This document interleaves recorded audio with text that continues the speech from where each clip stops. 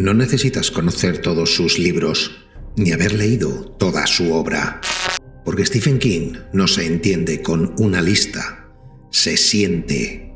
Y lo que siente es miedo. Pero no el miedo de los sustos baratos, ni el miedo del monstruo dentro del armario. Ese miedo no, el otro. El miedo más sutil, más profundo y más letal. El miedo a recordar tu infancia, a perder la cabeza, a que tu cuerpo te traicione, a descubrir que el mal vive en tu casa. O peor aún, el darte cuenta de que todo lo que estás leyendo forma parte de algo mucho más grande. En este especial no voy a repasar todas sus novelas porque son más de 60. Lo que voy a hacer es algo distinto. Voy a agruparlas por lo que provocan, por el miedo que despiertan. Porque si algo ha hecho Stephen King a lo largo de su vida es explorar el miedo como una emoción universal y multiforme. Así que quédate conmigo y dime, ¿de qué tienes miedo tú? Porque ten por seguro que Stephen King ya ha escrito sobre ello.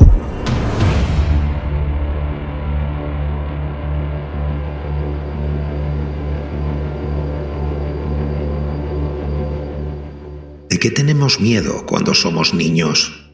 ¿A la oscuridad? ¿A los monstruos? ¿A que nuestros padres no nos crean? Stephen King lo sabe, y por eso la infancia es uno de los territorios más inquietantes de toda su obra. Y empezamos con It, que probablemente sea una de sus obras más emblemáticas, conocidas por todos a lo largo y ancho prácticamente del planeta, donde nos encontramos en esta ciudad de Derry con estos 7 chavales que tienen que lidiar contra los miedos más absolutos en forma de un payaso llamado Pennywise. It pasa por ser de lejos una experiencia narrativa global, donde Stephen King prácticamente experimenta con todo lo que te puedas imaginar, con líneas temporales, con mitología, con múltiples voces narrativas y cientos de páginas en prácticamente una radiografía directa de lo que es un trauma. El ciclo este eterno que tiene de Pennywise, que va y viene y se vuelve a producir una y otra vez más, es una visión cosmológica, cosmogónica, que lo podemos ver de esa manera, que además convive con la cotidianidad más absoluta, o sea, convive con los problemas de los niños, con los maltratos de los padres, la ausencia de esos padres, las madres que son asfixiantes y un poquito el día a día. Además, esto es algo que se repite continuamente en la obra de Stephen King, porque él sabe perfectamente que el mal tiene muchísimas formas. Y eso es, en esta obra, una fortaleza, pero al mismo tiempo también es una pequeña debilidad. Porque qué duda cabe que It es una obra descomunal, en todos los sentidos. Pero también es desigual. ¿Qué quiere decir esto? Que esa misma ambición narrativa en muchos casos se convierte en un lastre. Hay veces que las descripciones son eternas, que la historia no avanza, que te enquistas, que no sabes muy bien hacia dónde vas e incluso llega a desesperar en ciertos momentos. Incluso hay escenas narrativas que son un poquito, en fin, como lo de los niños en las cloacas. ¿Os acordáis de ese pasaje? Es bastante discutible, incluso ambigua, y uno no termina de entender muy bien qué es lo que nos quiere contar King en este pasaje. Pero incluso a pesar de eso, a pesar de los excesos, que son muchos, es un libro que te deja huella. Pero una huella además muy profunda, muy marcada. Por tanto, ¿puedo decir que me ha gustado? ¿Que es una obra que me gustó? Sí, en parte, casi toda. Me ha encantado. ¿La recomiendo? Sin duda, pero ten en cuenta a dónde te metes. Porque realmente puede llegar no a ser una historia en sí, sino más bien un espejo. Y hay veces que eso que vemos reflejado en el espejo, pues igual no nos gusta tanto. Carrie. Yo creo que todos la conocemos. Con esto empezó todo. Fue su primera obra, su primer gran lanzamiento y casi diríamos que el resto es historia. Y Carrie representa la venganza del débil, la venganza del oprimido, del que nunca ha podido hacer gran cosa en su vida y donde encontramos un horror que no está en forma de monstruo, de hecho un horror que está lejos incluso del clímax final de la obra, porque el horror está antes, está en los pasillos del instituto, está en las relaciones sociales, está en la relación con su madre, porque Carrie White es la antiheroína, es la antitodo, y vive en un mundo que está totalmente diseñado para romperla, para reventarla por las costuras. Pero si hay algo que realmente llama la atención de esta obra, y eso fue la gran innovación, es la manera en la que está escrita, porque Stephen King aquí alternó la narrativa con una serie de documentación falsa de su cosecha que le da a la novela una especie de aire de crónica, con esos informes, con esos artículos de periódico y demás. Pero también hay que tener en cuenta que es una ópera prima, que es su primera novela, y evidentemente el estilo de Stephen King estaba por depurar. Se veían maneras, apuntaban muchísimo y en muy buena dirección, pero sin duda alguna hay que tomárselo como tal. ¿Me gustó? Sí, por supuesto. ¿La considero redonda? No, para nada. Es muy mejorable a nivel de narrativa. Y la respeto mucho porque nace ese germen tan de Stephen King, que es que el mal nace del rechazo, del desprecio, con esa frase tan potente que lees en un momento determinado de la obra, eso que dice que es que esa cerda se lo merecía. Ojos de Fuego presenta una premisa muy interesante y muy inquietante, que es lo que pasaría si alguien es capaz de provocar fuego con sus ojos, cosa que en el mundo superheroico probablemente hayamos visto hasta la extenuación, pero que cuando Stephen King lo convierte en novela, lo mete dentro de la figura de una niña pequeña que tiene ese enorme poder, lo pone junto con la relación esta que tiene con su padre y lo mete en un cóctel gubernamental donde se ponen de manifiesto un montón de estereotipos del género, pues nos sale lo que nos sale. Y aquí Stephen King conjuga dos cosas que a él le gustan mucho y que ha utilizado muchas veces, que es el trauma infantil, el problema de los niños, que le encanta, y después el tema de la paranoia institucional, ¿no? El hecho de cómo es el gobierno, cómo se porta y lo que puede llegar a hacerte. Y eso se ve en Rainbird, en el antagonista, con esa obsesión, esa fascinación que tiene a partes iguales por la niña, pero que lo rellena King con lo que digo, con una caterva de estereotipos que hay veces que casi es hasta sangrante. Tiene un compendio demasiado extenso de clichés, para mi gusto. ¿Y significa que la historia no merece la pena? Bueno, no te la recomendaría como primera instancia. A mí me gustó lo justo, sinceramente. Y te la recomendaría solamente si eres un arqueólogo de la obra de Stephen King y quieres leértelo absolutamente todo, pues es evidente que tienes que pasar por esta novela. Tú piensas que Ojos de Fuego pretende ser fuego, pero se queda casi en humo al final. La chica que amaba a Tom Gordon es probablemente una de esas historias en la que la premisa lo es todo. La idea lo es todo. Cuando lees la idea, prácticamente ya tienes un poquito lo que va a ser la novela. Además, es una novela menor.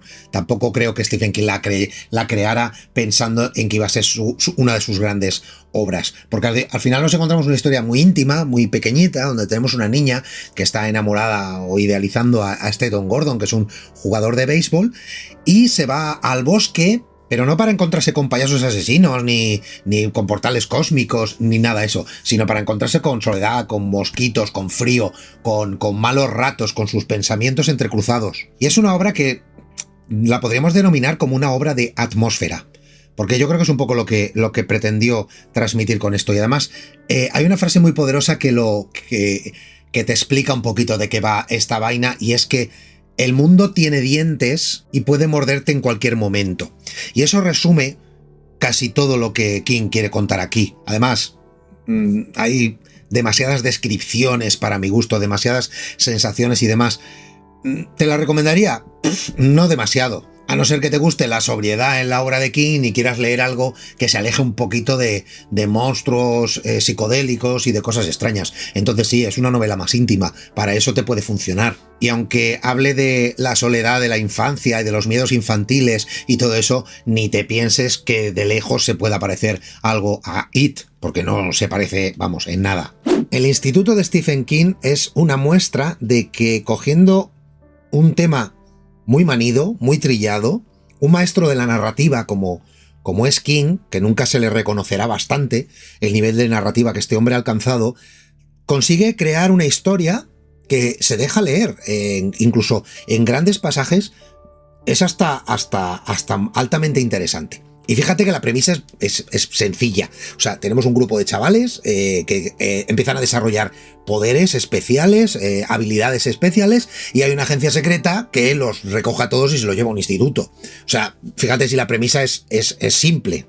Tienes tensión, tienes clima y Luke, que creo que se llamaba su personaje principal, la verdad es que tiene un carisma bastante interesante para su precocidad, y sin duda lo mejor es la narración. Ya digo que te dejas llevar, se nota ya aquí, ya es un King bien adulto, se nota el oficio que tiene a la hora de escribir, y es lo que te digo, para ser una historia menor, que me gustó en parte sí y en parte no, y no convencerme del todo, porque la verdad es que no me convenció del todo, pero te transporta al Stephen King más clásico. Es como escuchar a tu cantante de toda la vida, al cantante que más te gusta, pero que ese cantante te gustó hace 20 años y lo oyes cantar ahora las mismas canciones, pero como que no las canta igual. No sé si me explico. Es un poquito la sensación que te da. La infancia, para Stephen King, no es un paraíso perdido, es un campo de batalla. Allí nacen los traumas, allí aparece el mal por primera vez, pero también el valor de la imaginación, la resistencia. Por eso sus niños no son simples víctimas, son héroes, son testigos y a veces son verdugos. Y si nunca has leído a Stephen King y estás en este vídeo, aquí tienes 4 buenas muestras para empezar en su mundo. Seguimos. ¿Y si el miedo no viene de fuera, sino de dentro? ¿Y si el enemigo no vive en la casa de al lado, sino en tu propia mente? Stephen King ha explorado el miedo a la locura más que ningún otro autor contemporáneo, porque cuando pierdes la razón, lo pierdes todo. Y eso sí que da miedo. El Resplandor es la historia de uno de los personajes más emblemáticos de la historia de la literatura de terror, que es Jack Torrance. Y eso no entra en discusión con nadie. Eso es un hecho objetivo, lo inventó Stephen King, se ha quedado para la posteridad y nos guste más o menos la obra, es una realidad. Y además, el Hotel Overlook es probablemente el hotel más bonito y más insidioso y detestable al mismo tiempo que también se ha creado, por las mismas razones que lo de Jack Torrance. Y ya solamente con eso tenemos un cóctel perfecto que lo van a aderezar el niño que esplende y la madre agobiada. Dani es probablemente una de estas víctimas propiciatorias que Stephen King inventa para ordenar un poquito la locura de Torrance, la locura de su padre, y hacerlo en una atmósfera de una determinada manera muy especial. Aquí King saca toda su artillería en forma de una manera de escribir que hoy en día ya no utiliza tanto, pero que entonces lo hacía y mucho, que era la repetición constante de una frase o de un mantra, que lo hacía una y otra vez, como si fuera un círculo que no se terminaba jamás y que te generaba un agobio tremendo. Y todo esto dentro del Hotel Overlook, que al final no deja de ser un personaje más de toda la historia, con todas las cosas que pasan por todas partes de este hotel. Porque a mí me pasó una cosa cuando la leí,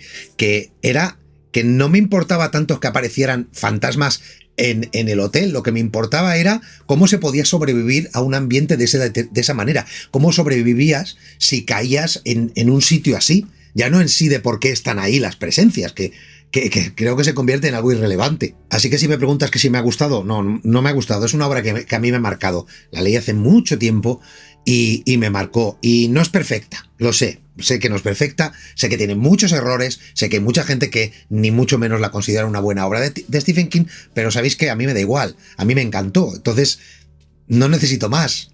Y yo siempre la he interpretado como que no es una obra de terror en sí, sino es como una especie de reflejo de cómo es el alma humana, o un mapa del alma humana, y no es poco. Misery es una de estas obras que funda el terror de las groupies, ¿no? O crea el terror que te puede provocar una groupie. Porque aquí tenemos a Anne Wilkes, que es la fan número 1 de Paul Sheldon, un personaje que además aparece como escritor en muchas obras de King. Sabéis que King tiene un mundo creado alrededor de todas sus obras, que iremos viéndolo poco a poco en este vídeo, y Paul Sheldon es uno de ellos, ¿no? Por ejemplo, el retrato de Rose Meder lee libros de Paul Sheldon, ¿no? Que es una de las razones por las que su marido se enfada tanto con ella, porque dice que es un escritor muy malo. Pues eso no es lo que opina Anne Wilkes en esta obra.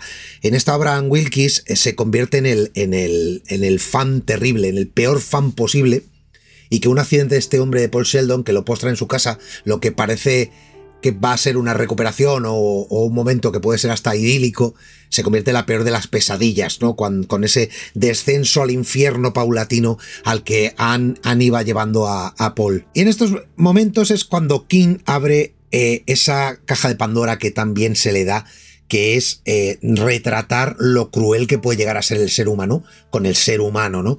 Uno de los grandes terrores, uno de los terrores más abyectos que se dicen para mí, porque al final cuando ves monstruos o ves naves espaciales o terrores cósmicos, hay una parte de tu mente que siempre te va a decir que eso no existe, o demonios, pero cuando es el humano contra el humano, eso es totalmente plausible y eso es auténtico terror. Pero si algo tiene Misery, ya no solamente la historia, que está bien, que la historia es muy buena, es cómo está escrita, cómo está narrada, cómo vas viendo por fases, por etapas perfectamente calculadas, cómo todo va yendo a un sitio que tú vas pensando y dices, vale, esto no puede ocurrir, ¿cómo no será capaz?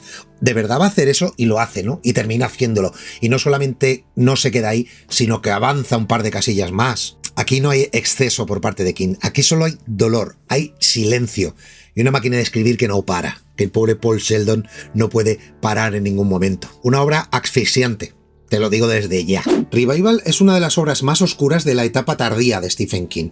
Y además llama la atención precisamente por eso, ¿no? Porque demasiada oscuridad en esta época cuando, por decirlo de esa manera, Stephen King ya se dedicaba a escribir otras cosas. Pero aún así nos regala esta obra. A este chiquito y enfrentarse con el drama, la fe y la electricidad, ¿no? Todo al mismo tiempo. Este chiquito que se llama Jamie se encuentra con Charles Jacobs, que es el párroco, ¿no? Es el cura del pueblo, y va a coincidir con él a lo largo de la vida durante varias veces, ¿no? Como se separan, se reencuentran, ¿no? Se separan, se reencuentran. Y ambos comparten esa obsesión por la electricidad, ¿no? Esa visión del mundo. Y esto te llevará a un momento, a la gran revelación que te plantea el libro, y es qué hay más allá de la muerte. Y es muy probable que tenga uno de los mejores finales esta obra de los que se recuerda en la historia de Stephen King, de todo lo que ha escrito, ¿no? Por lo menos a mí me lo supuso, porque el final es impresionante, es terrible, ¿no?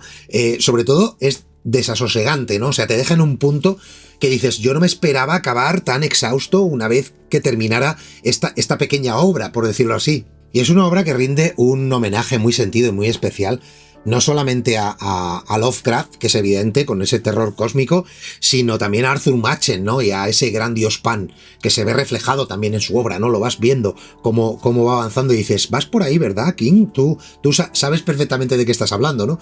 Pues ahí termina. Y me ha gustado mucho, y además me dejó una cicatriz bastante potente, que no se va, que se queda ahí, ¿no? Tienes ese regustillo ahí.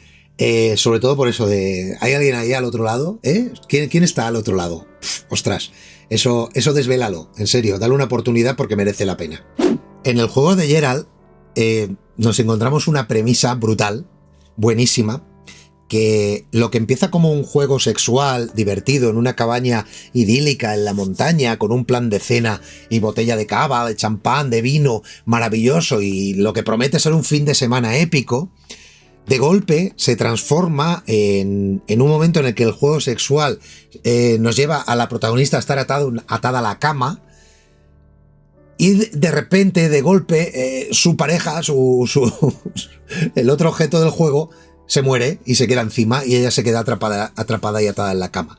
En medio del bosque, en una casa abandonada, a merced de absolutamente todo, sin comunicación, sin que nadie la espere, y con sus recuerdos.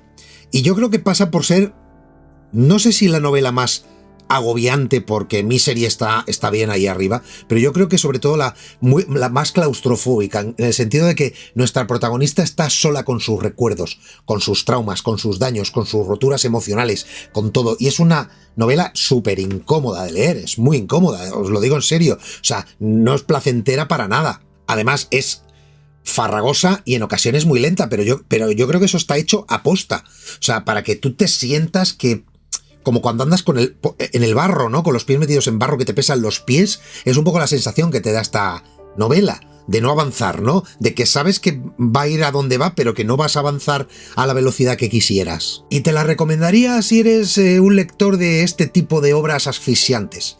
Porque si no, puede que te dé bastante rechazo, incluso que no la termines. Es bastante probable.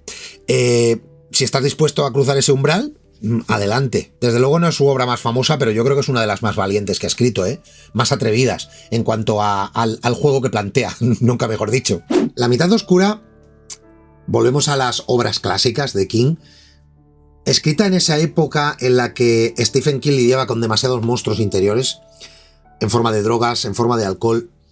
Y es una simbología bastante precisa y bastante perfecta de cómo querer matar a tu alter ego, ¿no? Cómo querer matar a la figura del escritor, que es lo que hace el protagonista. Tiene un escritor dentro, es como la voz en su cabeza, y él pretende matarlo, lo mata, pero no lo mata. Y ahí se presenta el conflicto inicial. Tenemos a nuestro protagonista como si fuera el Dr. Jekyll y Mr. Hyde, que en forma de Dr. Jekyll es un escritor serio, un escritor reconocido y demás, y en su forma de seudónimo de Dr. Hyde, un poco aka Richard Bachman, ¿no? Como hizo en su momento Stephen King, pues escribe novelas violentas, sádicas, gore, etcétera. Y entonces es un poco esa figura enfrentada, ¿no? El Dr. Jekyll contra Hyde, total.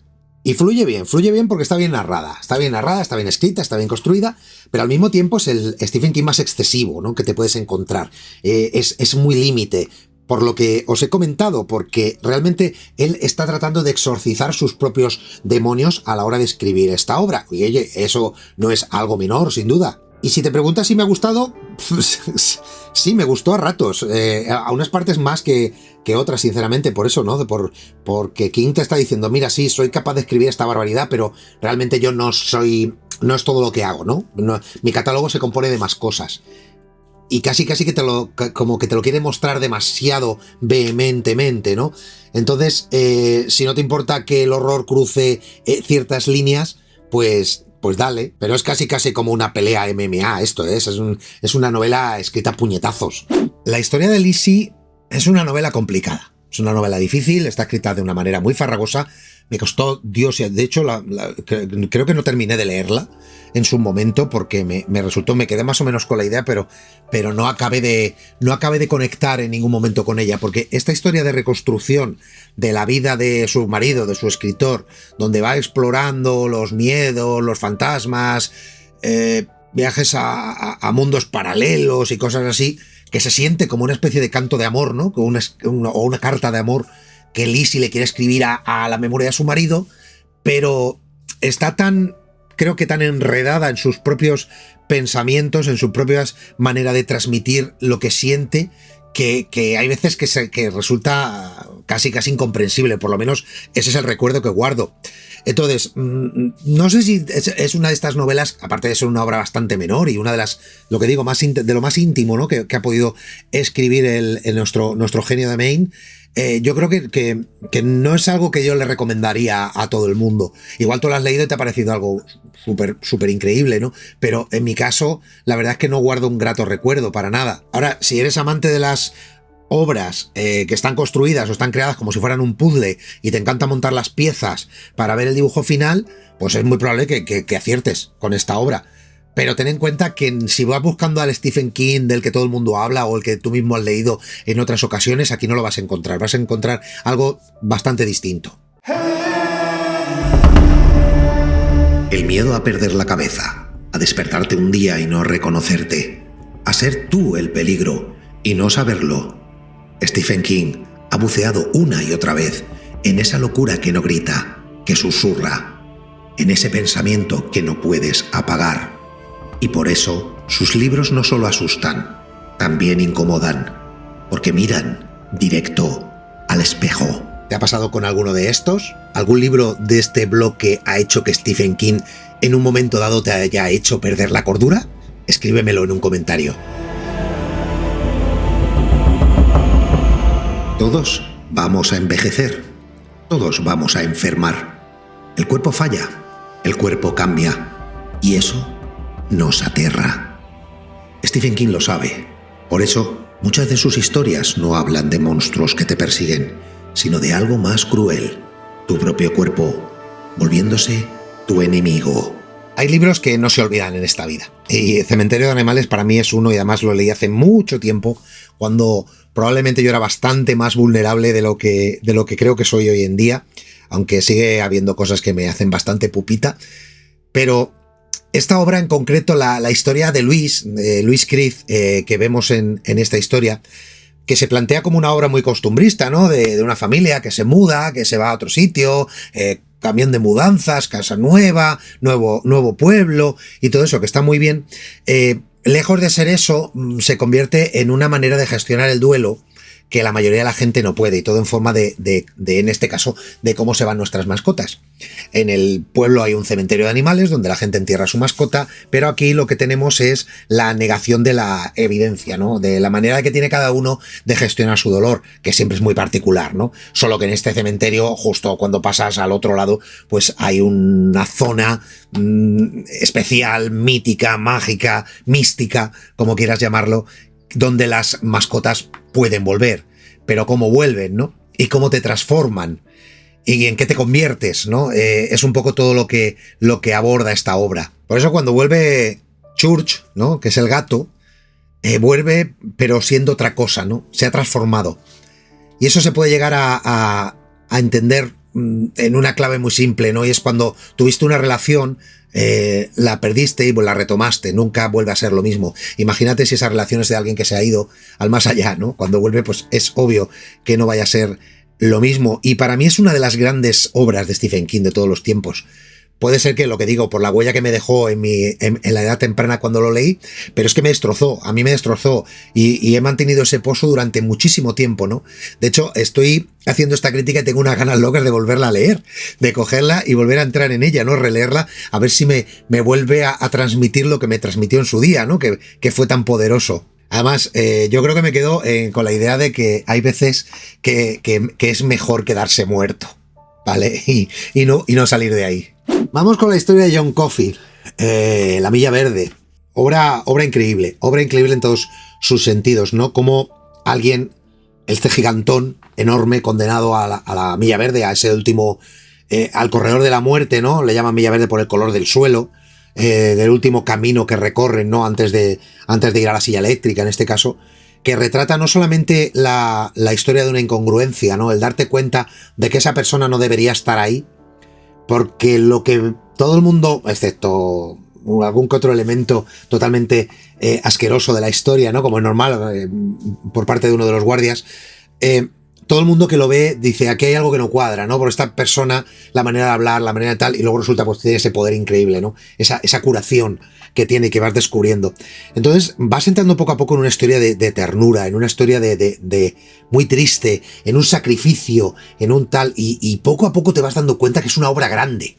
Es una obra potente, poderosa, por todo lo que quiere transmitir King con ella. Porque aquí encontramos la humanidad con mayúsculas, ¿no? O sea, todo lo mejor que puede encarnar el ser humano frente a todo lo peor que te puedes encontrar, ¿no? O sea, esa confrontación. Y además King te lo va contando despacio, sin prisa, sin que tú te vayas dando cuenta, pero realmente él te va metiendo poquito a poquito para que lo vayas digiriendo, ¿no? Para que no se te atargante. Una grandísima historia sobre la compasión. Yo creo que sí. Yo creo que es la gran historia de la compasión humana. Del milagro que podemos ser capaces de hacer, a veces real, a veces figurado, y si no que venga el mismo Coffey y que me lo explique a ver cómo.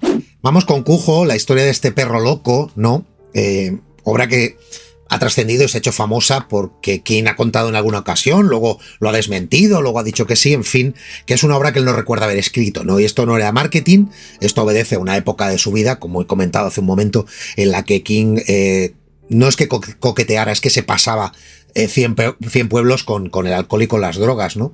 De hecho, cuando dejó todos los malos hábitos fue cuando tuvo ese accidente atroz, un día paseando por esos bosques de Maine, que casi lo mata, ¿no? Cuando ya se había rehabilitado, cosa que le podía haber pasado 1.000.000 de veces en su época de yonki y de alcohólico extremo. Y Cujo es un reflejo de esa época, ¿no? Es una obra excesiva, tremenda, con un miedo visceral que te da ya no solo el perro, este perro infectado que encierra en un coche a una madre con su hijo, y que te vas dando cuenta que si bien el perro es una amenaza, lo más terrible aquí son las relaciones personales, ¿no? De nuevo otra vez el niño, de nuevo otra vez los traumas, de nuevo otra vez personas rotas enfrentadas a esa vida, ¿no? A esa mala vida en esos pueblos abandonados de la mano de Dios, de la América profunda. Y ese niño, ¿no? Ese niño llamado Taz, que en fin, el chaval pues tiene el cielo ganado. Porque al final muchas veces los mayores terrores son los terrores cotidianos, ¿no? Como digo yo, el terror del humano contra el humano. Y es una obra que me gustó, que está irregularmente escrita, bajo mi punto de vista. pero bien ejecutada, ¿no? Está bien ejecutada. Yo creo que su propósito, a pesar de los delirios de King, hay mucha gente que ha escrito en estados alterados de la conciencia, han sacado obras increíbles, y yo creo que esta es un reflejo, no es que sea una obra increíble, pero es una buena historia y se deja leer bastante bien. Y aunque es probable que él no se acuerde de haberla escrito, yo por lo menos por mi parte sí que me acuerdo de haberla leído. La niebla, o lo que viene siendo cuando el monstruo está fuera y dentro, en ambos lados. Esta historia se le ocurre a Stephen King un día comprando en un supermercado, y el hombre se queda mirando a la puerta, así, y se pone a pensar, ¿y si de golpe empezaran a entrar monstruos prehistóricos por la puerta y nos acorrala aquí a todos? ¿Vale?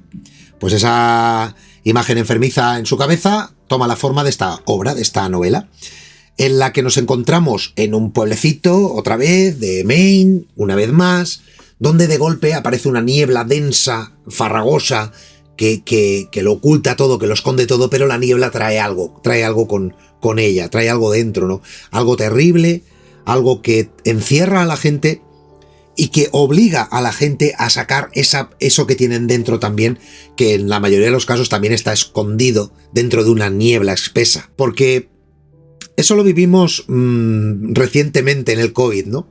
Cuando la gente se siente encerrada, salen cosas de dentro, ¿no? Y muchas de ellas no las queremos ver. Y eso ha hecho que en este periodo que vivimos no hace tanto, haya habido matrimonios que se han roto, relaciones que se han ido al piso, otras se han reforzado. Tampoco todo es malo, no lo veamos en esa clave. Pero hay muchas veces que cuando el ser humano se siente acorralado, se siente que no tiene esperanzas y está en un entorno cerrado, como es el caso de esta obra, pues aflora, en los que tenían veneno dentro, aflora todo lo malo, ¿no? Y aquí se ve retratado. Nos gusta o no nos gusta, porque yo creo que todos tenemos un poquito de eso dentro, por mucho que lo neguemos. Y narrativamente está muy bien hecha y muy bien escrita, como hace el genio de Maine. Pero tengo que poner un pero, y es que Frank Darabont, cuando hizo la adaptación al cine de esta novela, le dio un final. El final es diferente al de la obra escrita. Y el final de la película creo que supera con creces al final de la novela. Y hasta el propio Stephen King lo reconoció. Dijo que le gustó mucho más lo que se le ocurrió a Darabont y que ojalá se le hubiera ocurrido a él. Hay muchas obras de Stephen King que te atrapan, otras que te devoran, otras que te vuelan la cabeza. Y bueno, y luego está Week 8, ¿vale? Luego está este experimento. No es una obra, desde luego, que ni mucho menos le recomienda a nadie. Es de lo peor que he leído de Stephen King. O simplemente yo no llegué a conectar con lo que me quería transmitir, porque siempre tuve la sensación de que este coche, esta especie de puerta al más allá, que te trae tantas cosas y tal, quería contarme demasiadas cosas, ¿no? Quería contarme demasiada la realidad humana, nuestra condición, nuestra visión del más allá, en fin. Yo creo que, ya digo, que lejos de no querer tirarla por el piso demasiado, porque simplemente puede ser que hay veces que no damos con el momento correcto a la hora de leer una obra, no quiero que te quedes con la idea de que considero que es una obra mala, para nada, no se trata de eso, sino simplemente que yo no conecté con ella. Y eso que el rollo este de los policías con los recuerdos narrados y demás que van construyendo la historia no está nada mal, o sea, eso está bien planteado, está bien enfocado, pero yo sinceramente no te la recomiendo, porque me gustó, no, a ratos, a lo mejor, alguna que otra cosa, pero tampoco. Solamente te la recomendaría si eres fan de King y no la has leído y por completismo la quieres tener y la quieres leer. Entonces sí, pero es una de estas novelas que te las vas a leer y la verdad es que las vas a olvidar bastante rápido. Con Cell, celular, ¿no? Podría ser la traducción. Stephen King entra al final él ha tocado todo tipo de miedos, ¿no? Ha tocado todo lo que se te puede imaginar y tenía que tocar el fenómeno zombie, ¿no? De alguna manera. Y entonces eso es lo que en principio parece Cell, que es.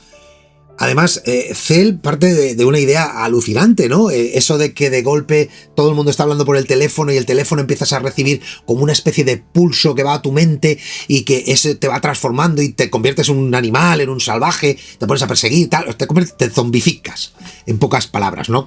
Tómatelo como alegoría de el mundo interconectado que tenemos, que te zombifica, te vuelve tonto. Rellena tú la línea de puntos al respecto de esto. Y el principio del libro es brutal en ese sentido, ¿no? Porque hay caos en las calles, ataques, la gente se muerde, coches que se chocan con los coches y va a maldita velocidad, ¿no? Y estás ahí y dices, ¡buah! Esto promete, pero ¿sabéis qué pasa? Que eso llega un momento en que se para. Porque los zombies, o fauners, que le llaman, ¿no? Los fauners estos, llega un momento que dejan de ser zombies para convertirse en una especie de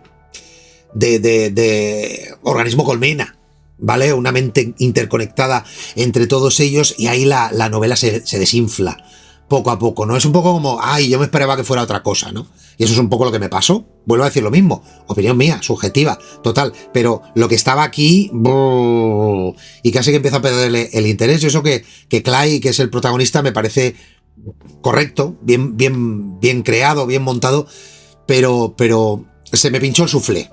Pero bueno, en cualquier caso, si te interesa ver a King jugando con zombies y móviles y todo eso y tal, pues tírale, le das una oportunidad, pero igual te sientes como eso, como cuando estás en una llamada interesante con alguien, estás contándote algo, estás tú contando algo ahí con toda tu emoción y de golpe cuando te quieres dar cuenta miras el móvil y la llamada se ve cortado, ¿no? Es un poco la sensación que me transmite esta obra. El cuerpo es una cárcel, una herida abierta, y cuando deja de responder, te das cuenta de que siempre estuviste atrapado. Stephen King convierte lo físico en simbólico, porque el miedo a enfermar no es solo miedo a morir, es miedo a vivir dentro de un cuerpo que se descompone mientras tú sigues mirando. Dime qué historia de este bloque te ha golpeado más. Dímelo, pónmelo en un comentario. Venga, que quiero leerte. Recuerda que el monstruo a veces no entra a través de la puerta o de la ventana, sino que lo tienes debajo de la piel. A veces el mal no necesita un disfraz. No viene con colmillos ni tentáculos. A veces el mal es una tienda de tu barrio, una mirada rara de tu vecino, o una conversación con alguien que amas y que de pronto parece otra persona. Stephen King ha convertido lo cotidiano en pesadilla más veces de las que puedas contar. Pues eso, lo cotidiano, el terror de todos los días, y esto es La tienda, historia coral, historia ambientada en Castle Rock, ¿no? Ese pueblo idílico, marino, donde se abre esta tienda, ¿no? La tienda de tus deseos, donde puedes pedir lo que quieras y donde no hace falta que pagues con dinero, ¿no? Simplemente ya se cobrarán en un momento dado. Y es una obra cuya construcción, a medida que vas avanzando, vas leyendo, además en uno de los tropos favoritos de King, ¿no? Que es el mal cotidiano, ¿no? El mal del día a día y este tipo de cosas, a medida que se va construyendo, te vas dejando llevar, ¿no? En la narrativa, vas diciendo, vale, bueno, es una obra que debes leer pensando en el camino. Como pienses en el final, no, porque el final te lo ves venir, o sea, desde el principio, ¿no? Prácticamente. Entonces, te tienes que quedar, pues eso, con la construcción del pueblo, las relaciones de los personajes, lo que pasa con el vendedor de la tienda, todo eso, ahí es perfecta la obra, ahí está muy bien. El final no, porque es lo que digo, es predecibililla, como diría Flanders, ¿no? Entonces, eso puede llegar a resultar anticlimático en un momento dado. Y además son excesivas páginas, muchas historias, muchos personajes cruzados, muchos de ellos no tienen gran interés, tampoco, ¿no? Entonces, pues, podíamos habernos ahorrado un poquito. Y aquí a veces es cuando yo pienso que yo creo que a King le pagaban por palabras, o sea, porque dices, chico, no te hubiera costado nada, ¿no? Recortar, y eso que él recorta bastante, pero hay veces que no recorta lo suficiente. Pero bueno, luego cuando llega el clímax, dices, podría también haber sido un poquito más potente, pero bueno, te confirma lo que imaginabas. Pero bueno, si te gusta, lo que te digo, si te gustan las historias corales, si te gusta el rollo pueblo marítimo, idílico, encantador y todo eso, pues dale. ¿Es una de sus grandes obras? Pues no, para nada. Tiene una gran premisa, tiene un gran arranque, pero ahí se queda todo. Hay obras de Stephen King escritas desde el corazón y otras están escritas con batiburrillos de ideas. Yo creo que La zona muerta pasa un poquito así. Y aquí tenemos a Johnny Smith, nombre guau, donde los haya, Johnny Smith, que es nuestro protagonista, que despierta un largo coma, ¿no? Y cuando despierta un largo coma, pues desarrolla una serie de poderes que cuando toca a alguien es capaz de ver dentro de esa persona, ¿no? Y de ver su futuro y lo que viene. Y claro, ¿qué ocurre cuando tocas a una persona y esa persona que toca resulta que es alguien que va a provocar el fin del mundo, ¿no? Entonces, ahí se genera una especie de doble moral, ¿no? De juego moral en el que tienes que participar sin saber muy bien qué hacer. Y el problema es que cuando Johnny toca a Eddie Stilson, ¿no? Que es el político este, y revela lo que parece ser que va a venir, el libro se torna una especie de moralina que me cuesta encajar, y no es la primera vez. De hecho, lo vamos a volver a ver esto en Stephen King, porque de vez en cuando se deja llevar. Bueno, es muy dueño de escribir sobre los temas y sobre las ideologías que a él le parezcan y tal, pero cuando eso entra dentro del tinte de la moralina me rechina, ¿no? Y me da igual hacia dónde se incline la moralina. Esto dejémoslo claro, porque cuando alguien quiere pontificar, pontifica y punto. Da igual hacia dónde, pontifiques, ¿no? Y es un poco lo que me siento cuando leo La Zona Muerta, ¿no? Que estoy siendo un pelín pontificado. Entonces, al final se convierte en una especie de cruce de ciencia ficción, de tragedia personal y de sátira política, ¿no? Con estos tintes de moralina, y se me queda como incompleta. Como una obra que lo mismo, creía que me ibas a llevar por este lado, pero al final me has salido por este otro, ¿no? Y eso pues no termina de satisfacerme. Por lo tanto, te la recomiendo como obra clásica de Stephen King, pero ten en cuenta que te vas a encontrar esto. Bueno, dentro de este conglomerado gigantesco de obras de Stephen King, que hoy estamos repasando un buen puñado de ellas, están estas que crean lore dentro de su obra, ¿no? Todo alrededor de la Torre Oscura, muchos de ellos alrededor de la Torre Oscura, con este Kingverso, ¿no? Que tenemos creado. Y Insomnia es una de ellas. Es una de ellas donde tenemos a nuestro protagonista, un hombre mayor que de golpe tiene insomnio, y eso le hace ver cosas, ¿no? Empieza a ver cosas de otros mundos, a personas, a tal, y esto es lo que conecta en muchos casos, sobre todo con el tema de la Torre Oscura, ¿no? Para darle esa glorificación, ¿no? de la obra de King en alguna de sus obras. Pero ¿qué ocurre? Que esta obra se plantea de manera muy ambiciosa, lo pretende, pero luego resulta bastante farragosa y bastante inconexa. Creo que las ideas son buenas, creo que lo que King pretendía contar en Insomnia es bastante potente, pero la historia pues como que no termina de arrancar, ¿no? Como que te está queriendo llevar y demás, pero se queda un poco entre dos aguas. Y al final, en muchas ocasiones, leyendo la historia de este hombre, creo que fue una obra creada ex profeso, primero para que Stephen King hablara de la vejez, del aborto, sobre todo, habla mucho del aborto en la obra, además de una manera, te dice a las claras lo que opina sobre el aborto, pero sobre todo como medio para contar su mundo, para contar su lore, ¿no? Y eso, cualquiera que haya leído un poco de fantasía y de ciencia ficción y demás, sabes que tú el lore lo tienes que transmitir de manera orgánica. Cuando lo metes un poco contado como si fuera una wiki, aburre, puede llegar a aburrir, ¿no? Y hay veces que lo siento así, ¿no? Que me apetecía explorar en la profundidad del mundo de King, pero a lo mejor no de esta manera. Es un poco lo que tiene jugar con ideas grandes, ¿no? Que cuando quieres abarcar a lo mejor demasiado y se sale un pelín de tu zona de confort, la idea es buena, pero la manera de transmitirla a lo mejor no tanta. Otra historia que no nos habla, de desesperación, de Stephen King, que no nos habla de monstruos, no nos habla de el espacio exterior, no nos habla de cosas grandes, ¿no? Nos habla de un terror con un tío que tiene pistola y placa. Y creo que las 200 primeras páginas de esta obra es probablemente, y no te mentiría, una de las partes que más terror me han llegado a transmitir de todo lo que he leído en ficción en toda mi vida. Y eso es muy guay, eso es muy bueno, ¿no? Porque me pasa, luego la historia, ya volvemos a lo de siempre, no entra en velocidad crucero, lo que pasa en este pueblecito, en este desesperación, otro pueblo abandonado de la madre de Dios, ahí perdido en un desierto árido.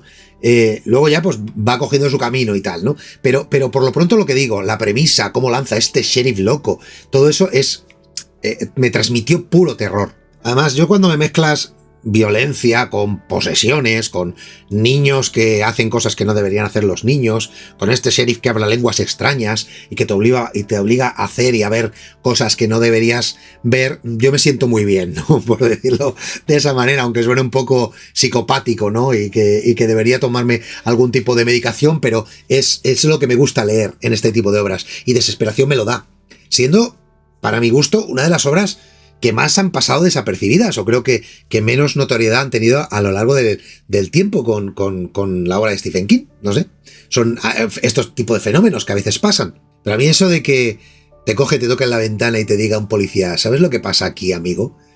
Voy a tener que matarte. Y tú te quedas así y dices, ¿perdona? ¿Qué ocurre? Los pelos como escarpias. Vamos con Doug Mackay. Doug Mackay, Fremantle, su brazo estropeado, sus cuadros, su isla, que todo aquí es un personaje, el cuadro, la isla, él, el brazo, todo es un personaje, en una historia que podía haber sido, yo creo que la obra maestra de Stephen King a todos los niveles, pero como tantas veces le ocurre, yo creo que para cualquier editor del mundo debe ser terrible editar a Stephen King, ¿no? Porque a ver quién es el valiente que le dice, oye tío, quita 200 páginas de esta historia, quita 200 páginas y la hacemos redonda. Pues eso es lo que pasa con Doug Mackay.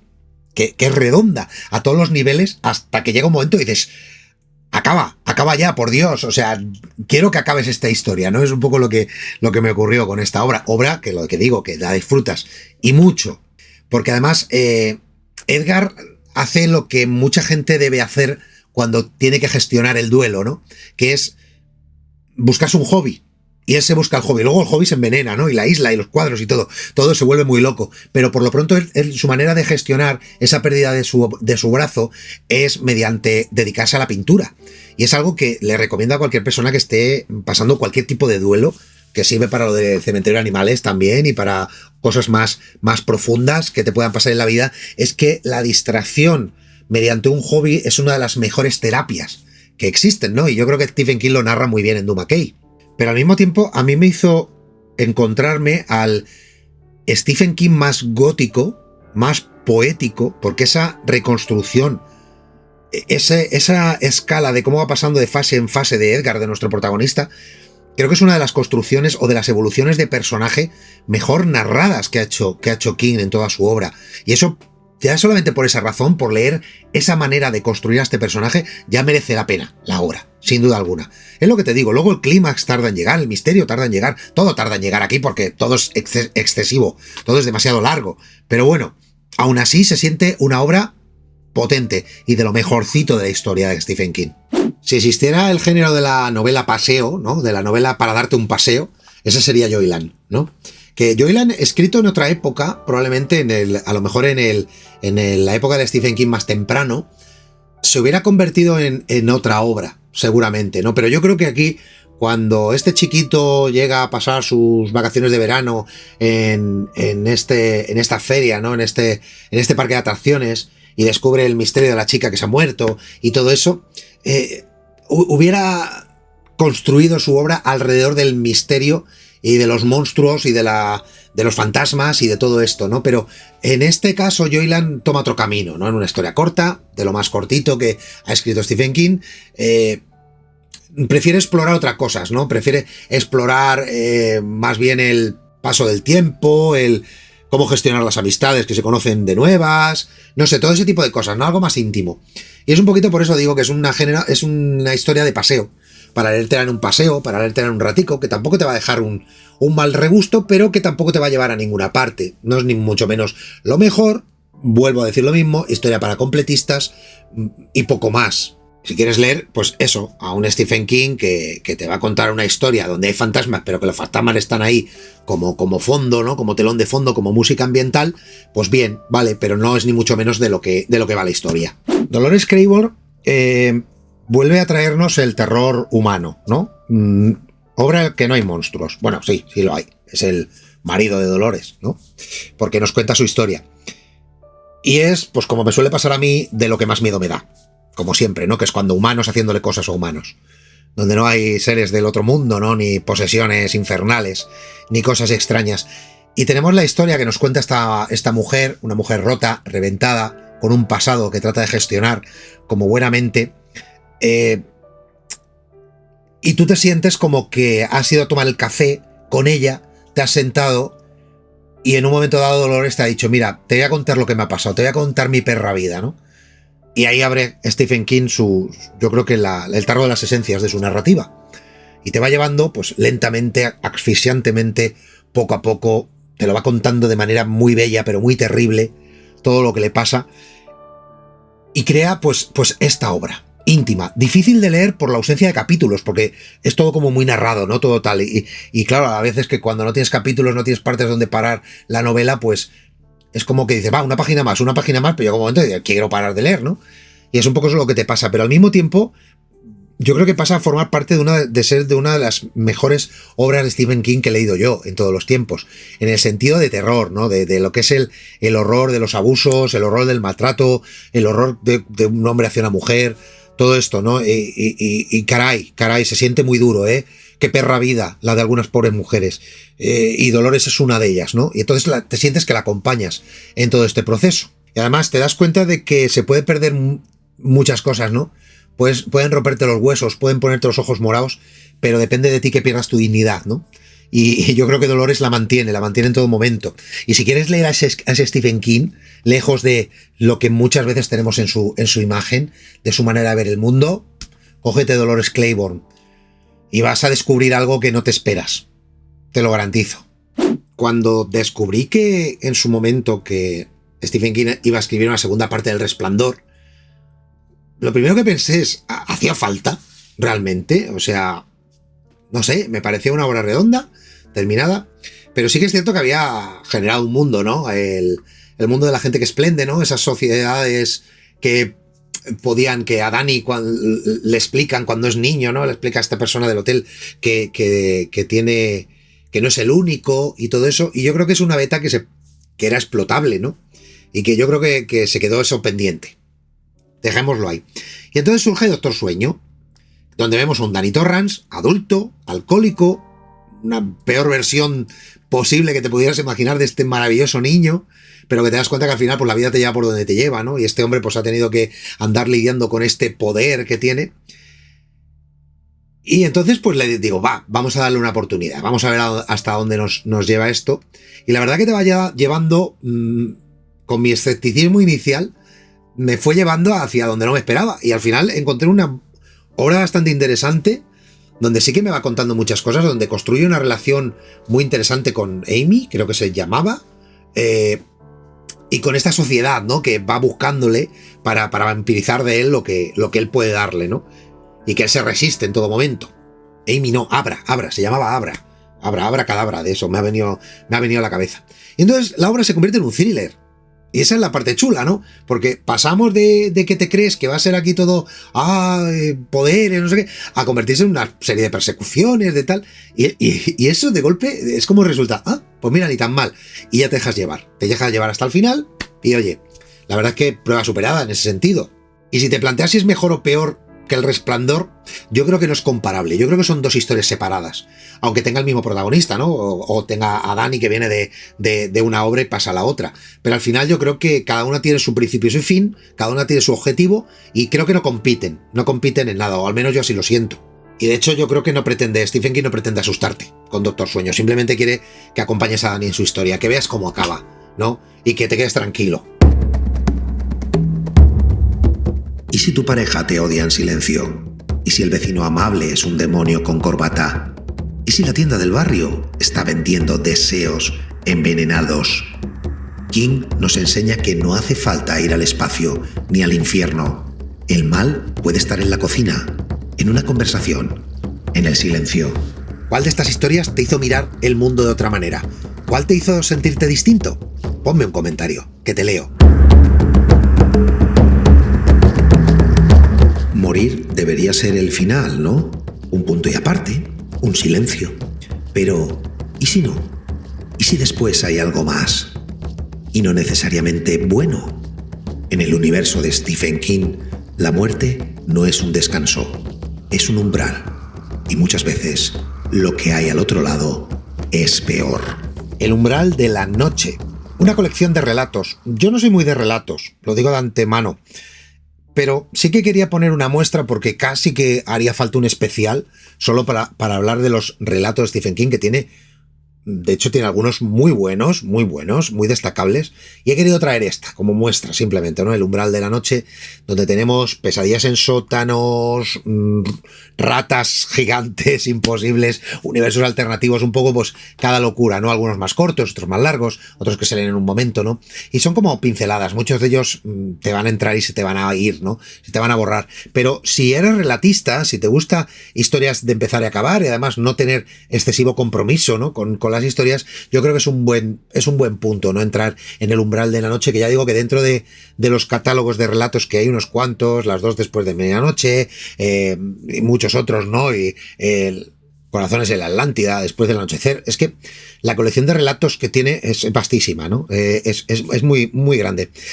Cosas curiosas, por ejemplo, aquí te encuentras complementos, relatos, por ejemplo, vinculados al misterio de San Lancelot, sin ir más lejos, y bastantes sorpresillas. Ya digo, dale una oportunidad, aunque hay grandes claroscuros dentro de las historias, hay algunas que son bastante pero bueno, te lo puedes pasar bien. Y sin duda alguna, si estás empezando en el universo de Stephen King, es una muestra genial, increíble, para que sepas y te va a gustar. Y te vas a encontrar todos los Stephen King posibles, de los peores a los mejores. Hay libros en esta vida que los lees a edades demasiado tempranas, ¿no? Yo esto me lo leí a los 18 años, a los 19, y entonces te dejan una huella, te dejan marcado. Hay escenas en mi mente que se van a quedar ahí para siempre, ¿no? Con esa imagen flotando, cuando yo todavía era bastante bisoño en el tema de historias vampíricas, ¿no? Y sin darme cuenta estaba leyendo a una de las mejores representaciones del mito vampírico moderno.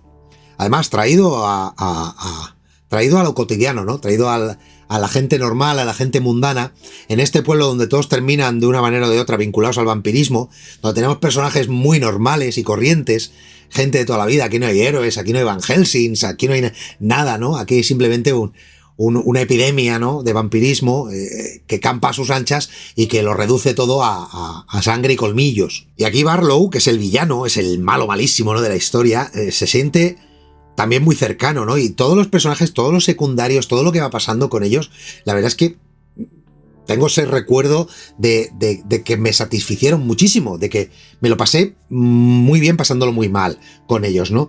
Y es como digo, que me ha gustado, es una de las novelas que más me han impactado en mi vida, por lo menos de la obra de Stephen King, sin duda alguna, y es probablemente el libro perfecto donde te puedes entrar en Stephen King para entender hasta dónde alcanzó su dimensión. Pero es que, al final, es probable que me hayas escuchado varias veces hablar de por dónde entra Stephen King. Es que a Stephen King le puedes entrar por muchísimos sitios, ¿no? Hace un momento acabamos de ver el tema de los relatos, pero es que también podrías entrar por aquí, sin duda alguna.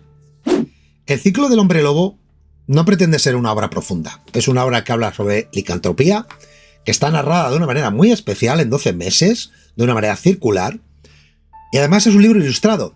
Es un libro ilustrado con los dibujos de Bernie Wixton, que lo hace bastante, es un rollo pulp, tiene un rollo pulp, así clasicote, y lo hace bastante interesante en ese sentido. Pero eso os digo, son 12 relatos, 12 meses, 12 capítulos, que los puedes interpretar incluso de manera autónoma, donde te vas viendo, te vas dando cuenta que en esas 12 lunas hay 12 hombres lobo. Sobre todo ese tono que tiene de mezcla de cuento clásico, ¿no? Es un poco una historia que se va completando como si fuera una especie de calendario sangriento, donde vemos este pueblo, Takers Mills, donde transcurre todo al margen del mundo. Y fíjate que son personajes que apenas tienen una página. Pues es un libro muy corto, es una historia muy corta. Tiene 100 y pico páginas, nada más. Pero por eso yo creo que no hay grandes discursos, ni te atascas, ni nada, ¿no? Es uno de estos experimentos narrativos que Stephen King, con una obra tan vasta, pues ha hecho. Y que me gustó bastante. De hecho, me gustó más de lo que me esperaba, porque no creía que... Pensaba que a veces estos experimentos se pueden quedar en cosas tal, pero al final te dejas llevar, ¿no? Y fue una lectura sorprendente.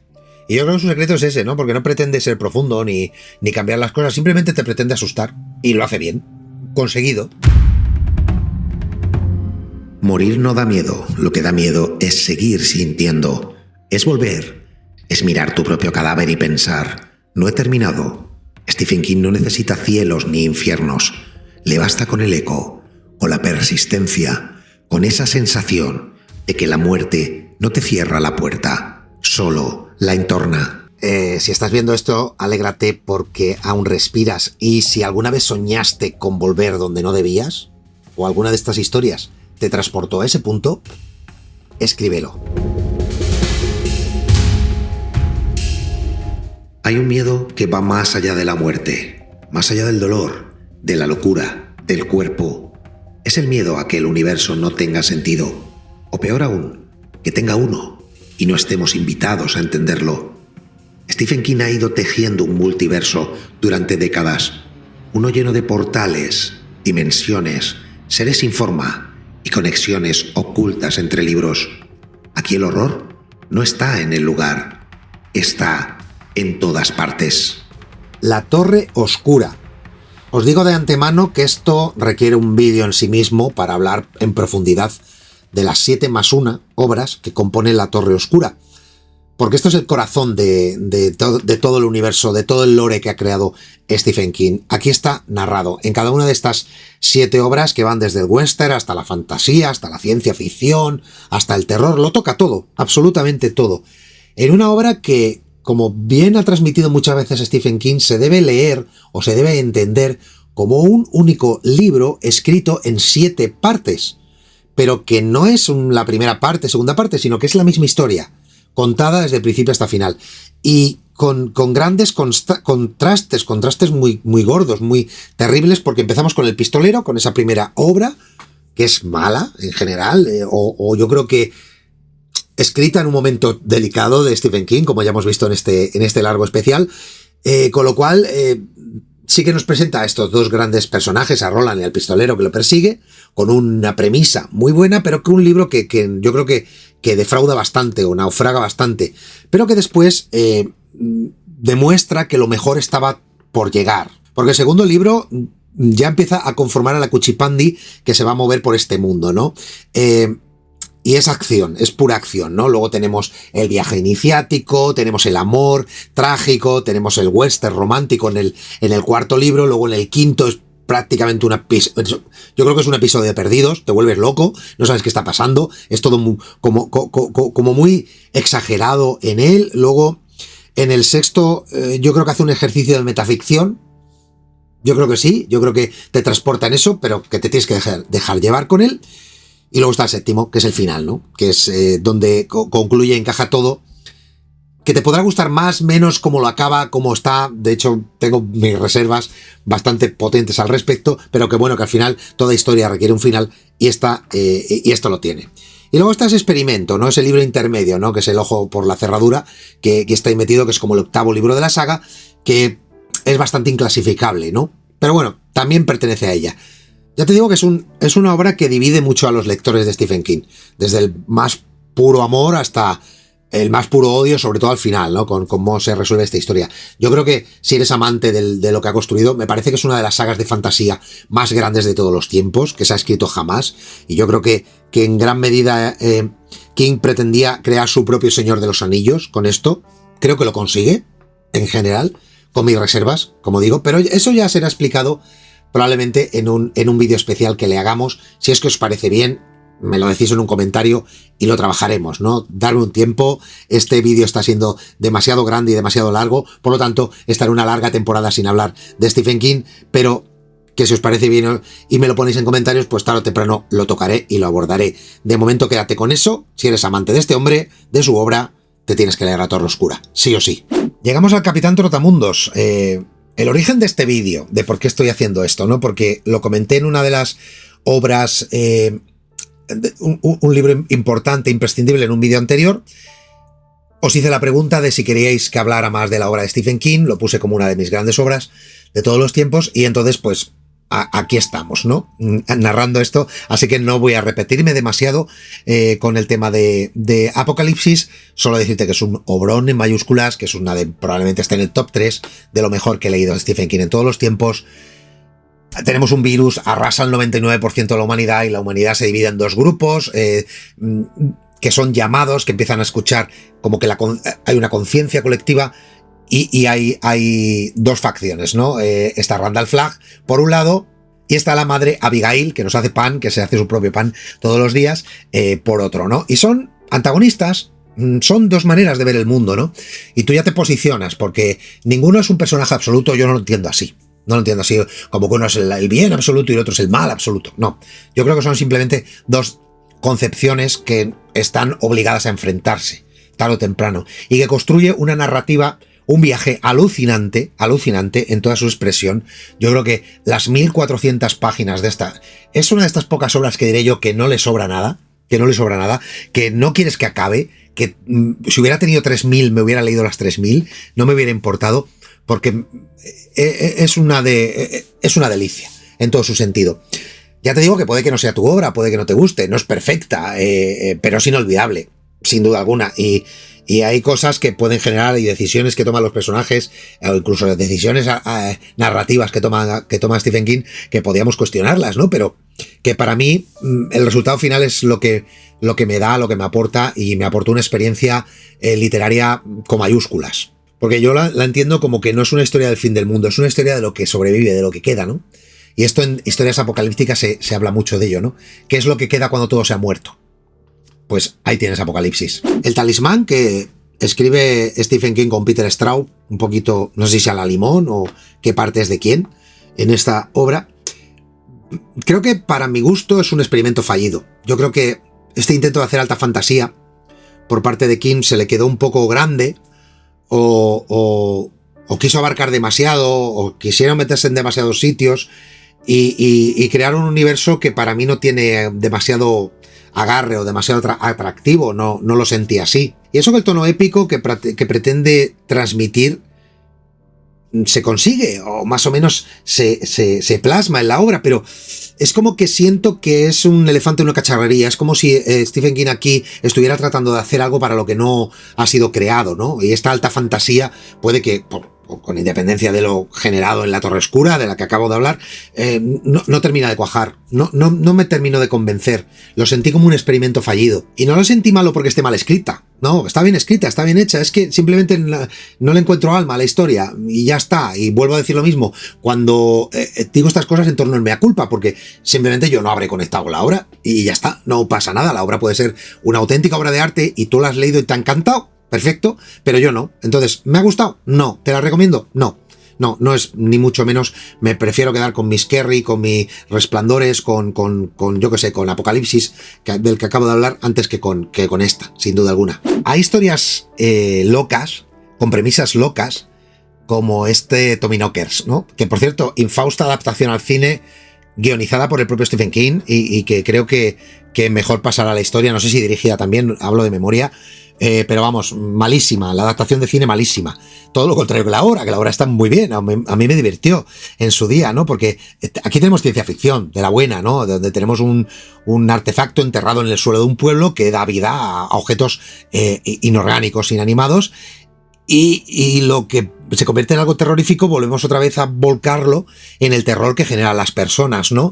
Lo que pasa dentro de estas personas, y el Stephen King más colocado y más borracho de esta época, pues te lo transmite de una manera brutal. Y además hay uno de estos personajes, que es Gaz, que es una especie de alter ego, porque es un poeta alcohólico, drogata, el típico, ¿no? Que yo creo que es un reflejo fiel de Stephen King, ¿no? Yo diría que un aka, que es un aka directo de él, y además lo hace absolutamente inolvidable. Te lo digo en serio, porque es uno de los mejores personajes de toda la historia. Historia que sí que es cierto que en algunos tramos pierde un pelín el ritmo, pero que luego lo vuelve a coger, y que todas las tramas y todo lo que está proponiendo Stephen King a lo largo de la obra parece que van a explotar en algo inconexo, que al final resulta que lo termina rematando bastante bien y redondea la historia. Y eso es sorprendente a la par que gratificante, ¿no?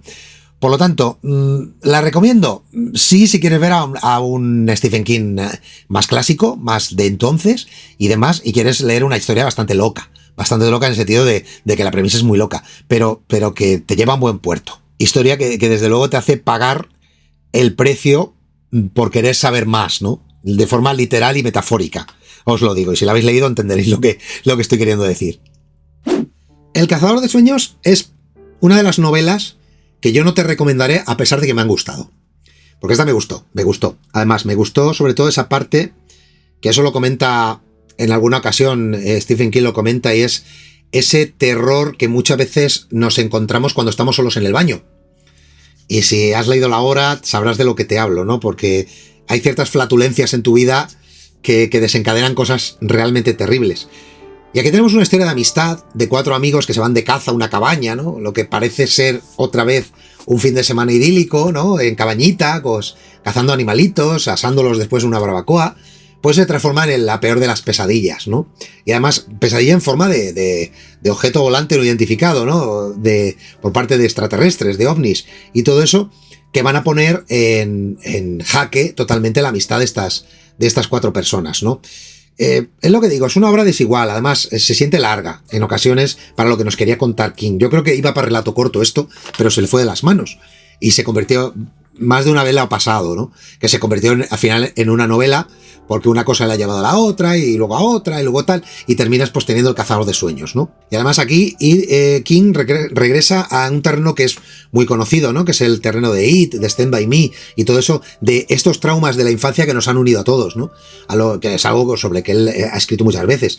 Y aquí lo tienes en estos cuatro amigos que comparten esa mala infancia. Porque lo importante no es el monstruo, lo importante no es lo que está pasando fuera de la cabaña, que está ahí, que es la amenaza, sino que lo importante es que te pase lo que te pase en la vida, te pille con gente a tu lado, ¿no? Que te pille con tus amigos, con tu gente, con tu familia, o lo que sea, que por lo menos, aunque el final vaya a ser dramático, o lo que nos vaya a pasar sea terrible, pero que no te pille solo, ¿no? Yo creo que me quedo con eso. Aquí lo importante no es el monstruo, es cómo te enfrentas a ellos, quién tienes a tu lado, quién te ha cambiado la vida. Pero recuerda siempre que estas razones son por las que vale la pena leer a Stephen King. Hay un tipo de miedo que no viene de lo desconocido, un miedo sin colmillos, sin fantasmas, sin cementerios malditos.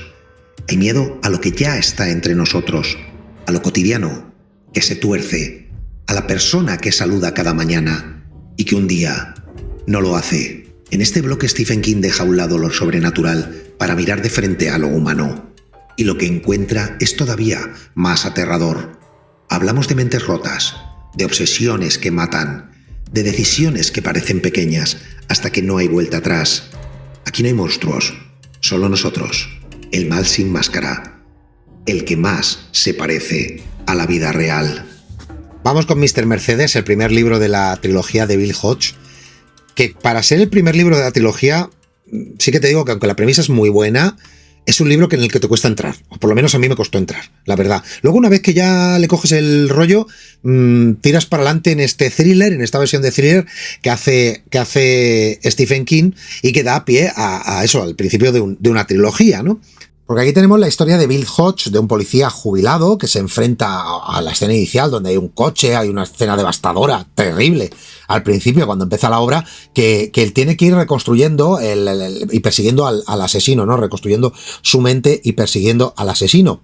Y entonces, este asesino, que se lleva por delante, además, una historia que por desgracia ha pasado más de una vez, ¿no? El hecho de que un coche se lleve por delante una multitud, ponen en juego mediante una carta que le llega a nuestro investigador, lo pone en el juego, ¿no? Y a partir de ahí, pues ya digo que se desata un thriller bastante convencional al uso, donde no hay monstruos, donde el monstruo es el asesino y poco más, ¿no? Y el problema que tenemos es eso, es que cuesta entrar en la historia, pero una vez que entras, bien.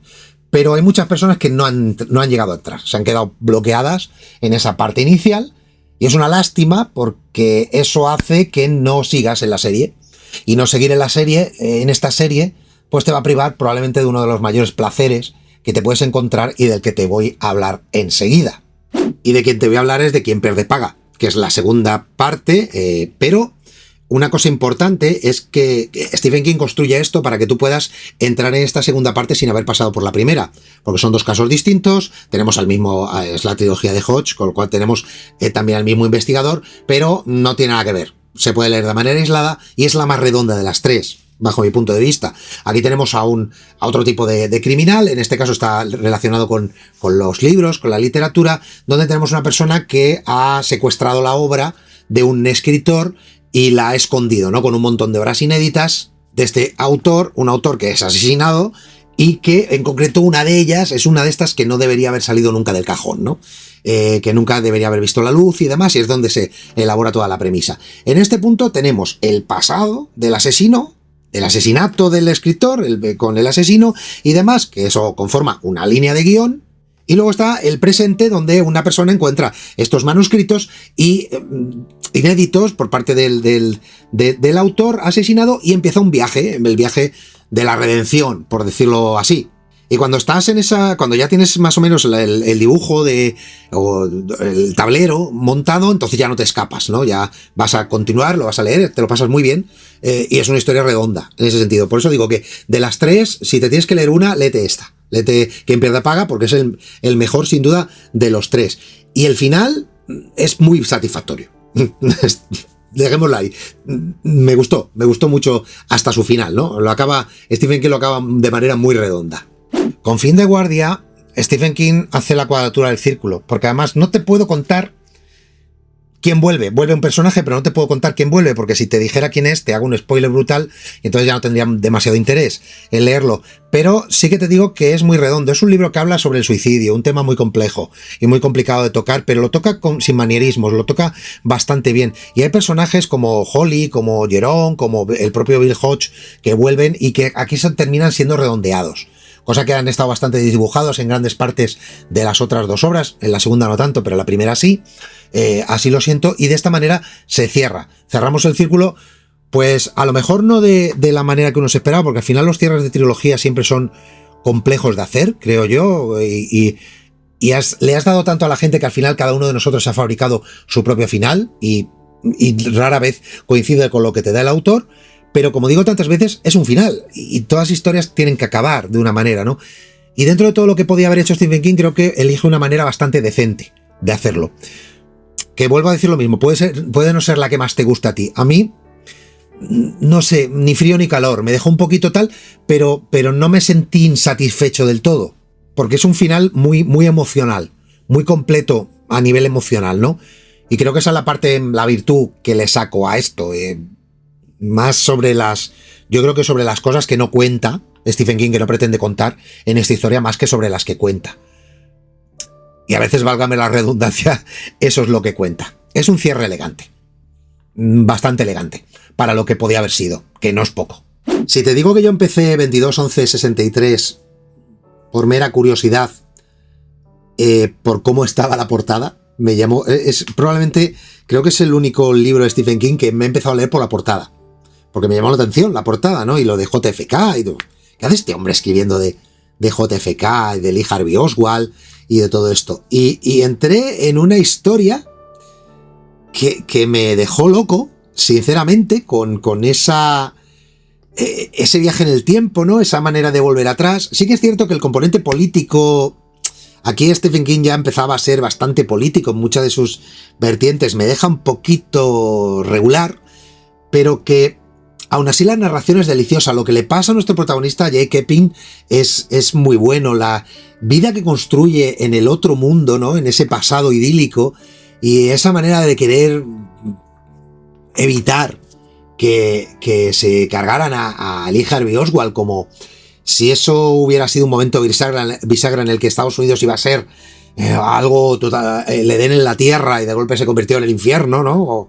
O eso nos pretende querer contar Stephen King, pues a lo mejor desdibuja un poco la historia, pero lo que es la construcción es espectacular a todos los niveles. De hecho, hay mucha gente que la considera la mejor obra de Stephen King. Yo no diría tanto, pero es de las grandes historias de Stephen King, y sí que te recomiendo a todas luces que te la leas. Es larga, pero es que el viaje es brutal, y también entiendo lo que quiere contarnos, ¿no? El hecho de, si podemos cambiar algo tan horrible, cambiémoslo. ¿Por qué no? No valoramos a lo mejor mucho las consecuencias de ello, ¿no? Pero es la carta de amor que Stephen King quiere escribir aquí, ¿no? Y está muy bien escrita. Ya te digo que no es solamente una historia de viajes en el tiempo, es mucho más. Y es del top 10 sin duda de lo que ha hecho en toda su historia. El visitante es una de estas historias que entran dentro de Stephen King de lo que pudo ser y no fue. Cuando lo has leído mucho, has leído bastante parte de su obra, te vas dando cuenta de que me quieres contar esto, pero me quieres salir por otro lado. Y es un poco lo que ocurre aquí, ¿no? Aquí llega un momento que el terror o la lógica, más bien la lógica, es sustituida por el terror más abyecto, ¿no? Entonces aquí ese es un momento de aparca el cerebro y déjate llevar. Y eso hace que la historia sea incompleta. O te dejes ese regusto de decir, va, venga, podrías haberlo hecho mejor. Y es un poco lo que pasa con El Visitante, ¿no? Entonces hay cosas que chirrían en esta historia, por todas partes. Y yo creo que le ha dado igual. Y eso a lo mejor te puede llegar a dar un poco de coraje. Porque toda la investigación que se monta, todos los casos, es muy sólido, está muy bien, ¿no? Está bien planteado y te atrapa. Pero se pincha, se desinfla. Y de golpe dices, va, venga, cago en 10. Me podías haber llevado por otro sitio y lo hubieras clavado, pero me has llevado por aquí. ¿Por qué? Se te han acabado las ideas, ¿no? Y es un poco lo que se siente con El Visitante. Es ese thriller construido, que eso pasa muchas veces con las historias, ¿no? O sea, has creado un ambiente muy bueno, has creado una construcción de personajes, pero te falta lo que lo une todo, lo que lo engrasa, y te sacas de la chistera, pues un folclore, ¿no? Te sacas algo folclórico e intentas ver qué sale. Y te deja totalmente... Es un coitus interruptus, en toda regla. Me gusta a ratos, sobre todo el principio es brutal, el arranque de la obra es de lo mejorcito de los últimos tiempos de Stephen King, pero no es ni mucho menos de sus mejores obras, para nada. Por lo tanto, si te gusta el Stephen King más híbrido, que mezcla un poco sin ton ni son ciertas cosas, ciertas historias, pues entra en El Visitante, pero de luego no es ni mucho menos de lo mejor. La caja de botones de Wendy abre otra trilogía. Una trilogía experimental. Dejémoslo ahí. Porque volvemos a Castle Rock, volvemos a nuestro pueblo idílico de la playa, de la costa y tal, y tenemos un misterio, ¿no? Y tenemos algo más, y parece que esto va a tirar por un lado, pero en un momento dado, no sé si por la presencia de Richard Chizmar en la historia o por la razón que sea, hay un mensaje, hay un relato que nos quieren contar, que tiene poco o nada que ver, y tiene un alto contenido político, y tiene poco o nada que ver con el misterio al que yo he venido a leer, ¿no? Y al final yo leo a Stephen King, y lo he leído durante tantos años en mi vida, como tantos de vosotros, lo habéis leído por las historias fantásticas que nos cuenta, por todos los tipos de terrores que hemos analizado en este especial largo, extenso que he hecho sobre su obra.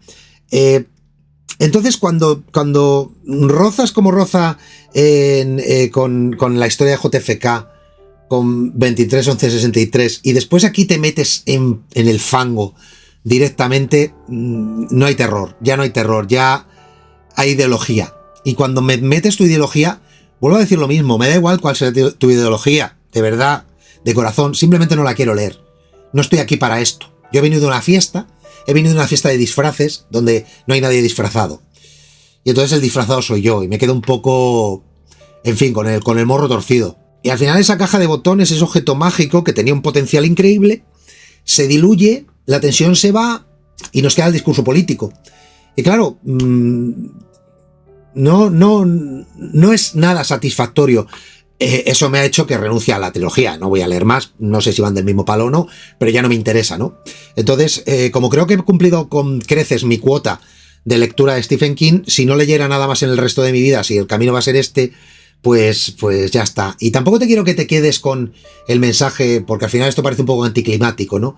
Yo creo que he hablado mucho y muy bueno de gran parte de su obra, y creo que todo el mundo tiene derecho a escribir muy bien y escribir no tan bien, ¿no? O desviarse del camino original. Tendrá sus apoyos, tendrá sus fans y tal. Pero vuelvo a decir lo mismo, no me pontifiques, no necesito que nadie lo haga. Y los botones, la caja de botones lo hace. Y cuando el autor se convierte en el narrador para contarnos lo que tiene en su mente y no precisamente la historia, el lector muchas veces pues tiene que parar y bajarse en la siguiente parada. Es lo que hay. A veces no es lo que hay debajo de la cama, ni en la casa, ni en el bosque. A veces es el universo entero, un sistema demasiado vasto, demasiado indiferente, y tú ahí, intentando entenderlo. King no ofrece respuestas, pero sí nos deja mirar por la cerradura. Y lo que hay al otro lado no siempre es un monstruo. A veces es solo una risa lejana o un susurro que dice: no eres el protagonista, solo una pieza. Stephen King no es un autor perfecto, ni mucho menos, y no creo que nadie pretenda que lo sea. Hemos hecho un recorrido, creo que por el 75% de su obra. Hay cosas que no están en este extenso vídeo, por supuesto que sí, siempre va a haber cosas que se queden en el tintero, pero creo que como muestra un botón gigantesco, y no de la caja de botones, precisamente. Ha logrado muchas cosas este autor, ha redefinido un género, ha marcado a un montón de generaciones, a una tras otra, y eso es muy difícil. Y será siempre castigado sin obtener un Nobel por escribir en el género que ha escrito. Pero es un narrador brutal, exageradamente brutal, con una técnica increíble, que hace fácil lo difícil.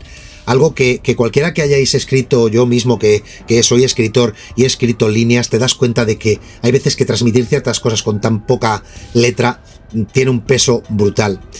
Y él no teme a nada, no teme a repetirse, no teme a predicar, no teme a nada de eso, simplemente te cuenta lo que quiere contarte. Y ese es su valor, que no es poco. Y bueno, algunos libros me han encantado, como has visto, otros no, otros me han volado la cabeza, otros se han quedado en un meh. Ha habido un poquito de todo. Pero hay algo que me queda perfectamente claro, y es que Stephen King no necesita volver a escribir como escribió. Stephen King necesita seguir escribiendo, el tiempo que le quede, hasta donde llegue. Que sabemos todos que cada vez es menos, sabemos que dentro de poco se apagará su luz, se apagará su estrella, y todos lo echaremos de menos, porque se nos habrá ido uno de los grandes, probablemente el más grande, en su género, que pasará a la historia, y uno no se da cuenta de la historia mientras está ocurriendo, te das cuenta de la historia cuando ya ha pasado. Así que aunque haya cosas fallidas, cosas que me hayan decepcionado, es muy probable que todavía me vaya a encontrar en el futuro algo que me vuelva a hacer sonreír, que me vuelva a hacer temblar y que me vuelva a hacer mirar con recelo a esa puerta que se cierra, a esa ventana que cruje. ¿Sabéis por qué? Porque lo mejor está por leer.